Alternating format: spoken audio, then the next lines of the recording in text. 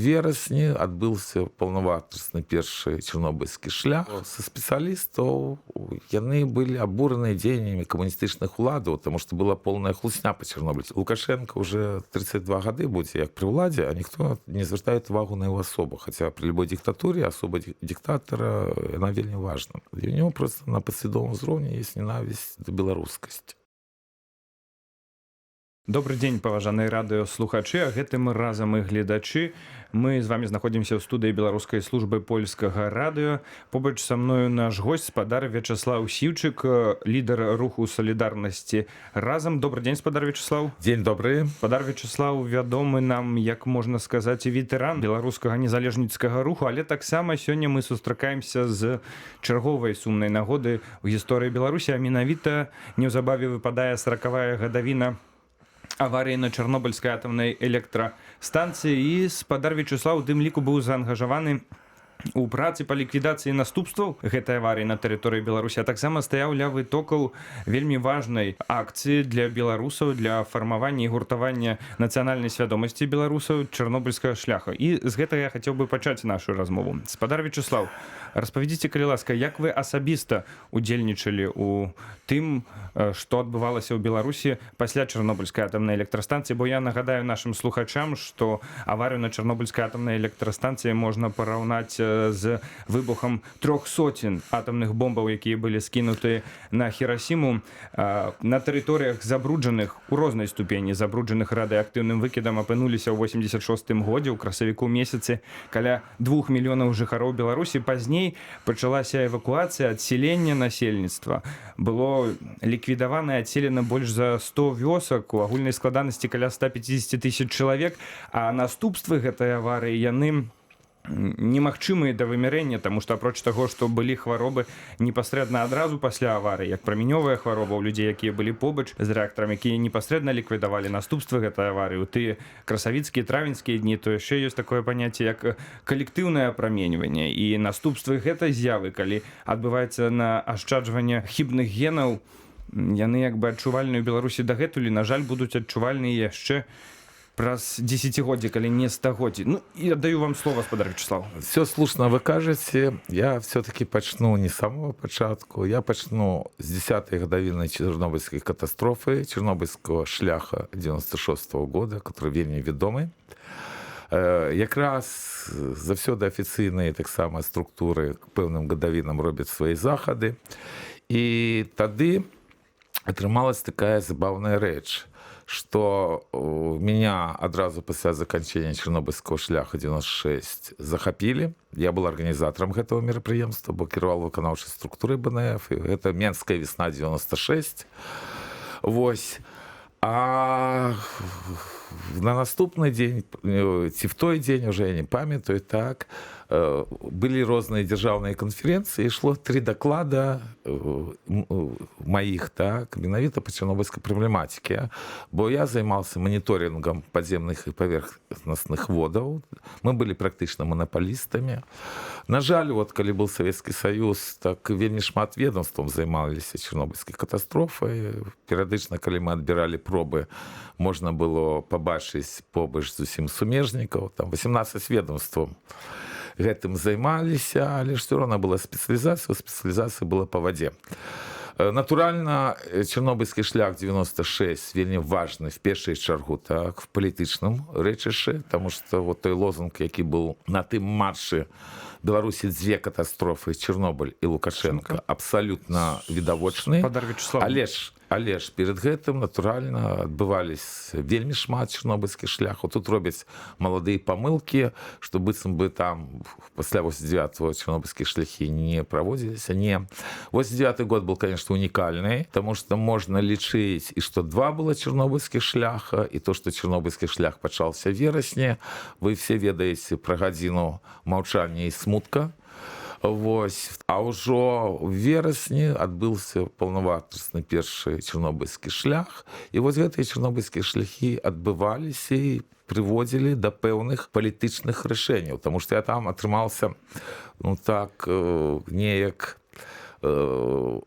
переход был такі, бо пачынаў я таксама, як шмат хто спецыялістаў, са змагання за правду про Чернобыль, потому что я удзельнічал и в Чернобыльском трибунале. Это было вельмі важное мерапрыемство. Як раз Чернобыльский шлях 89-го года и обозначил гэтае мерапрыемство.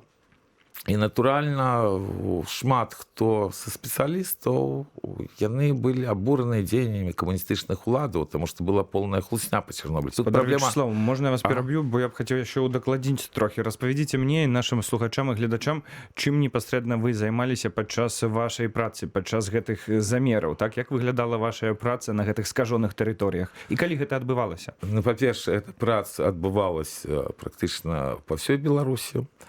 Основная масса пробаў так адбіралася натуральна в Чернобыльском, в Припятском ці Сожском следе, потому что в Беларуси два таких вот следа было, так, бо першы он натуральны, это каля самой Чернобыльской АЭС раскидано, а другие это трэба дзякаваць Москве, потому что все хмары, которые шли в кірунку Москвы, и теоретично могли долететь до Москвы, на жорстко саджаліся авіацыі. І ось таму там таксама былі вельмі вялікія. Тобто гэта не міф про тое, што вось гэтыя хвалі асаджаліся. Ці ёсць нейкія дакументальныя сведчанні, пацвярджэння таго, што гэта адбывалася? І як гэта фізічна магло выглядаць, бо гэта таксама, як бы, напэўна, тэхналогія дасяжна, але можаце нам паясніць? Да просто, вот накраз як асаджалі, я не спецыяліст, потому что гэта, зразумела, смежная спецыялізацыя, вось, але ж натуральна, это просто вельмі лёгка это робіцца. Зараз, напрыклад, практычна все ўлады гэта выкарыстоўваюць, потому что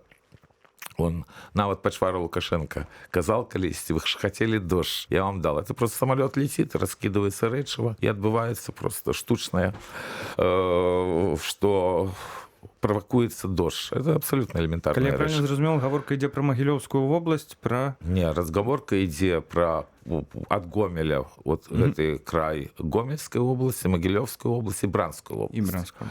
И вот якраз вот вельмі дзіўна, чамусьці і Бранскую вобласць по моніторингу вот гэтага следа таксама на нас навесілі. Мы таксама там адбіралі пробы. Акрамя того, мы праводзілі моніторинг мясцінаў, якія блізкія да тых атомных электрастанцый, которые побач з Беларусі, потому что в Беларусі в той час не было сваіх атомных электрастанцый. Я ж не забывайце, што тады працавала Ігналіна, вось тады ж працавала Ровенская АЭС, якая таксама, як Ігналіна, практычна на мяжы з Беларусі, і так далее і тому падобнае. Мы адбіралі і пробы воды, а это такие маленькие пробы, одна проба 150 литров, так, але ж адбіралі і пробы глебы, вось, бо, ну, была і свая лабараторка, і вазілі в Сосны. Ну, ці гэта было звязана? Напэўна, было звязана з рызыкам для вашага здароўя, для рызыкі здароўя тых людзей, з якімі вы супрацоўнічалі, напрыклад, лабаранты, магчыма, гэта былі кіроўцы? Не, справа в тым, што, в прынцыпе, тут же праблема для спецыялістаў асаблівай няма.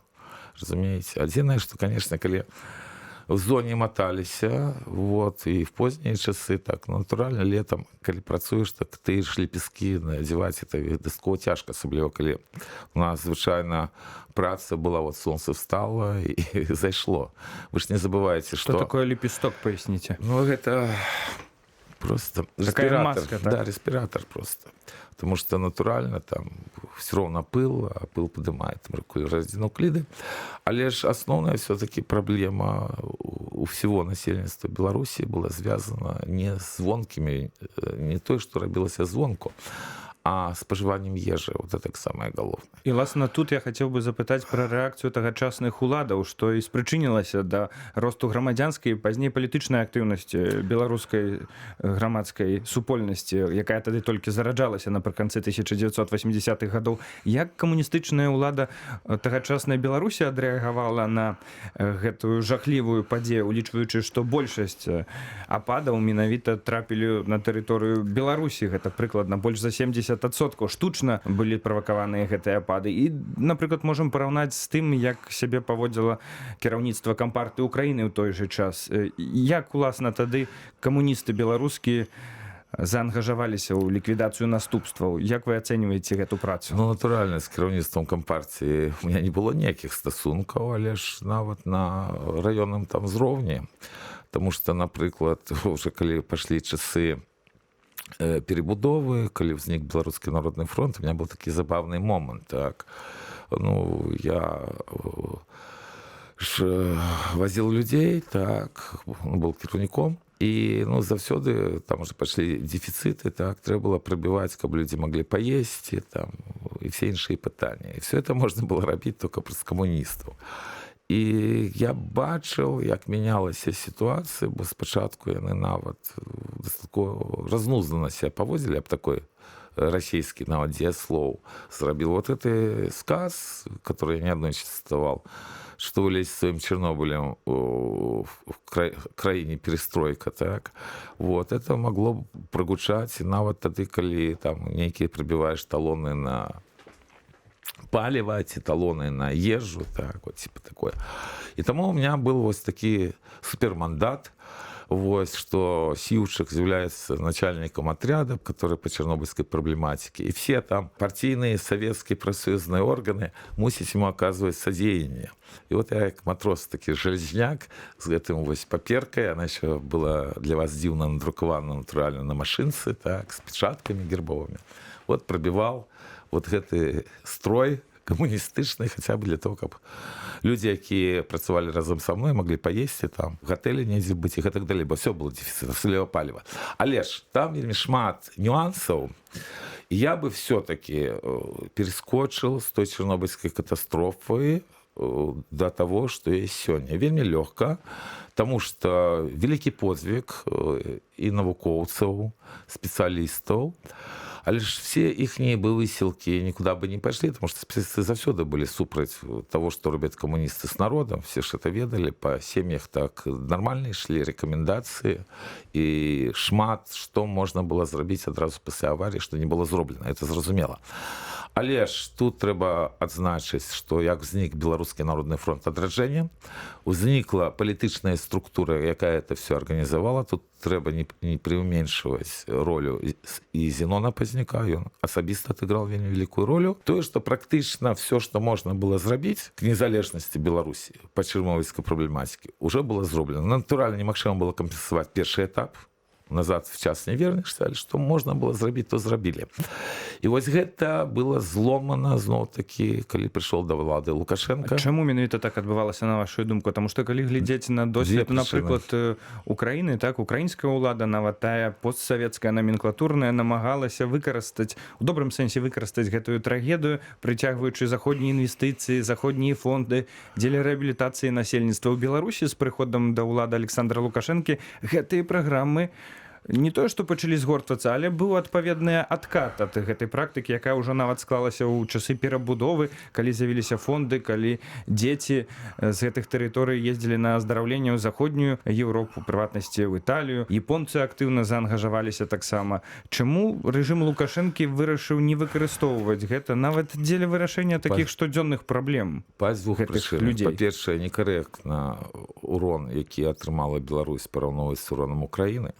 На великий жаль. Вот эти 4 АЭС, которые были на межах Беларуси, это справді была такая завсёды небяспека, и вот бабахнуло в Чернобыле. А это гроши, першую чергу. А другое, у меня вот завсёды здзіўляе, что вот Лукашенко уже 32 гады будзе як при ўладзе, а ніхто не звяртае увагу на его особу. Хотя при любой диктатуре особа диктатора, она вельмі важна. Зверніць увагу на шмат якія моманты ў біяграфіі, вось, тым ліку его дзяцінства. Практычна дзеці его там сковали, і у него просто на падсвядомым узроўні есть ненависть до беларускасці. И это сказалось в тым ліку и по Чернобылю. Чему ему шкадаваць тых, кого он ненавидел в раннем своем дзяцінстве? Это страшная, насамрэч, трагедия. Я нават калісьці адзінае, за што прасіл прабачэння, так, за то, што не дзяцінства такое было. Но он вельмі моцна адпомсціл беларусам, в тым ліку і па Чарнобылі, тому што шмат якія рэчы, якія былі зроблены ад его імя, яны былі абсалютна безглузды, іх абсалютна не трэба было рабіць. Напрыклад, долго будзе, у нас не так шмат часу. Вот, давайте перейдем все-таки уже до Чернобыльского шляху 96. Это важный элемент, тем больше, что неўзабаве ў Варшаве плануецца адпаведная акцыя да 40-й гадавіны аварыі на Чарнобыльскай атомнай электрастанцыі. 26 красавіка о 14 гадзіне помнік Каперніка, дазвол ёсць, мы пойдзем чарнобыльскім шляхам. Лозунг Нагадаю, этого што гаворка ідзе пра Варшаву, дзе ёсць вялікая супольнасць беларусаў, якая актыўна выступае, у тым ліку і на такіх акцыях. У Варшаве першы чарнобыльскі шлях, калі мне памяці не хібіць, адбыўся ў 2023 годзе. Вы таксама Да, былі... мы рабілі гэты чарнобыльскі шлях, і это был яшчэ нацыянальны аргкамітэт, які дзейнічаў в Беларусі. Это была ініцыятыва кіраўніка партії зеленых Дмітра Кучака, який, дякую Богу, зараз так само вже на свободі. Він був політв'язнем, як ви ведаєте, ладить зараз мероприємство в Вільні. Так ось, чорнобильський шлях на діаспорі буде під одним лозунгом за незалежну і без'ядерну Білорусь. Але вернемся знову-таки весну 96. В Вільні була небезпечна ситуація, і от гэты две акції «День волі» і «Чорнобильський шлях» Белорусский народный фронт почав рихтувати в кастрычніку 95-го года. Тут можа маленькая ремарка для того, каб паясніць гістарычны кантэкст. Напэўна, гаворка ідзе пра ўзмацненне так званай інтэграцыі Расіі і Беларусі, падпісанне адпаведных дамоваў. І тады беларусы як бы засведчылі сваю суб'ектнасць і масава выступілі супраць так званай інтэграцыі з Расіяй, што вылілася ўласна ў акцыі пратэсту весны 96-го года. І спадар Вячеслав, дарэчы, таксама быў адным з арганізатараў тых акций. Ну, знаете, там еще было крыху больш жорстка, калі па мне. Моя крымінальная справа, просто абвінавачанне ішло в тым, што Сіўчык арганізаваў вот эти две акции, вот, будучи отказом к сакратарёваму права БНФ. То есть обвинувачение было в том, что я занимал посаду в Белорусском народном фронте. Там тут пытанне, спадар Вячеслав, чаму гэта важна для станаўлення беларускай нацыі і грамадзянскай супольнасці? Падзеі 30гадовай даўніны, прымеркаванай да 10годдзяў, у тым ліку аварыі на ЧАЭС, і вось уласна тое, што вы працягваеце рабіць ужо тут, у выгнанні. Чаму гэта важна, каб гэта прагучала? Разумееце, зараз час контррэвалюцыі. Час, калі роспач у беларусаў, людзі самі в себя не вераць. Никто не верил, что на День воли 96-го года люди выйдут. Там писала пресса об том, что все, ніколі в житті чорно-білої стихи не будут на улицах, так? Не будет ніколі живе Беларусь. Я сам бачил, вот, коли был День воли, что люди плакали от радости. Яны самі не верылі в себе. Гэта было 30 год таму назад і мелі паўтарэнне ў 2020 годзе. Але зараз беларусы пазбаўленыя магчымасці ў Беларусі выказваць свае пачуцці і сваю прыхільнасць. Чаму важна прыйти да вас у Варшаву на эту акцыю? Тых людзей, якія ў Варшаве. І хто нас чуе, калі ласка, прыходзьце, выходзьце за тых, кто сёння не может пойти традиционным чернобыльским шляхом по улицах Менска и іншых городов. Бо, не забывайте про наши поразы. Мы протестовали, супраць того, как была Островецкая АЭС. Это место выбрано насуперак нашим навукоўцам, всех этих распрацовак, які рабіла в тым ліку і моя державная структура, в якой я працаваў, так. С одной только мэтай, это Генштаб России зрабіл, это такая стационарная ядерная бомба. Бо Лукашенко і Путін, яны заўсёды рыхтавались до войны. Тут спадар Вячеслав, на гэтым уласна поставім кропку, тому што наша гісторыя запетлявалася ў Беларусі зараз правдападобна або знаходзіцца, або неўзабаве з'явіцца расійская ядерная зброя. Чаму беларусам трэба падтрымаць беларускі народ, который в вельмі цяжкай ситуации, потому что абсолютно маете рацию. И я читал доклад в 23 году, как раз вот в межах того, что впервые прошел Чернобыльский шлях в Варшаве, так, про российскую ядерную экспансию. Абсолютно докладно я гарантую, что Россия менавіта давно рыхтует ядерную войну и про Лукашенко. На жаль, на гэтым акцэнце вельмі уласна беларускі балкон адсылаем да праграмнага артыкула спадара Міколы. Таму закликаем еще раз приходить, вот, и давайте разом допоможем своему народу. На жаль, эфірны час завяршаецца. Я нагадаю нашым гледачам і слухачам, што ў эфіры беларускай службы польскага радыё быў лідар руху салідарнасці «Разам» Вячеслав Сіўчык. Стаўце лайкі пад гэтым відэа, сачыце за YouTube-каналам «Польскае радыё па-беларуску» і бывайце здаровы. Дзякую вам вялікі, спадар Вячеслав.